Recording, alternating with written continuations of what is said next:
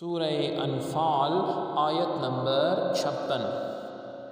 اعوذ باللہ من الشیطان الرجیم، بسم اللہ الرحمن الرحیم۔ الذین عاہدت منہم ثم ينقضون عهدهم في كل مرة وهم لا يتقون۔ لفظی ترجمہ ہے الذین، جو لوگ عاہدتا تو نے عہد کیا، من سے، ہم ان، ثم پھر، ینقضون وہ توڑتے ہیں، عہدا عہد، ہم اپنا، فی میں، کلی ہر، مرتن بار، واہ اور، ہم وہ، لا نہیں، یتقون ڈرتے۔ بامحاورہ ترجمہ ہے یہ وہ لوگ ہیں جن سے آپ نے بار بار عہد لیا، پھر وہ اپنا عہد، ہر بار اپنا عہد توڑ ڈالتے ہیں اور وہ اللہ رب العزت سے نہیں ڈرتے۔ آیت کے شان نزول کے بارے میں فرمایا گیا کہ یہ آیتیں اور اس کے بعد والی آیتیں جو ہیں یہ نازل ہوئیں بنی قریظہ کے یہودیوں کے بارے میں۔ رسول اللہ صلی اللہ علیہ وسلم کا بنی قریظہ کے یہودیوں سے یہ معاہدہ تھا کہ وہ آپ سے لڑیں گے، نہ آپ کے دشمنوں کی مدد کریں گے۔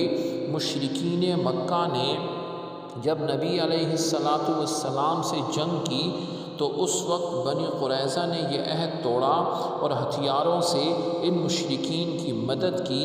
پھر انہوں نے نبی صلی اللہ علیہ وآلہ وسلم سے معذرت کی کہ ہم بھول گئے تھے، معافی مانگی اور ہم سے قصور ہوا ہے، اور دوبارہ عہد کیا۔ غزوہ خندق کے دن رسول اللہ صلی اللہ علیہ وسلم کے خلاف کفار کا ساتھ دے کر انہوں نے اس عہد کو بھی توڑ دیا۔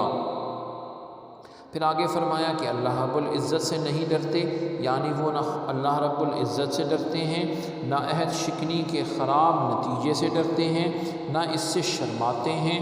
حالانکہ عہد شکنی ہر عقل مند کے نزدیک شرمناک جرم ہے، اور عہد شکنی کرنے والا سب سے زیادہ بے اعتبار ہو جاتا ہے۔ جب ان کی بے غیرتی اس حد تک پہنچ گئی تو وہ یقیناً جانوروں سے بدتر ہیں۔ حضرت ابو ہریرہ رضی اللہ عنہ سے روایت ہے کہ رسول اللہ صلی اللہ علیہ وسلم نے ارشاد فرمایا، اللہ رب العزت فرماتا ہے کہ میں قیامت کے دن 3 شخصوں کا مد مقابل ہوں گا، ان کے سامنے ہوں گا۔ ایک وہ شخص جو میرے نام پر وعدہ دے پھر عہد شکنی کرے، دوسرا وہ شخص جو آزاد کو بیچے پھر اس کی قیمت کھائے، تیسرا وہ شخص جو مزدور سے کام پورا لے اور اس کی مزدوری نہ دے۔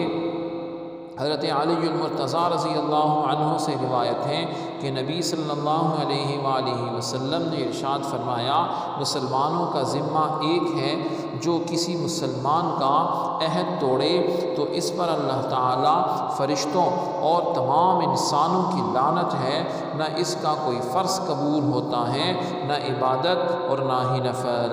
اللہ رب العزت ہمیں عمل کی توفیق عطا فرمائے۔ سبحانک اللہم و بحمدک، اشہد ان لا الہ الا انت، استغفرک و اتوب الیک، وصلی اللہ تعالی علی خیر خلقہ محمد وعلی آلہ واصحابہ اجمعین برحمتک یا ارحم الراحمین۔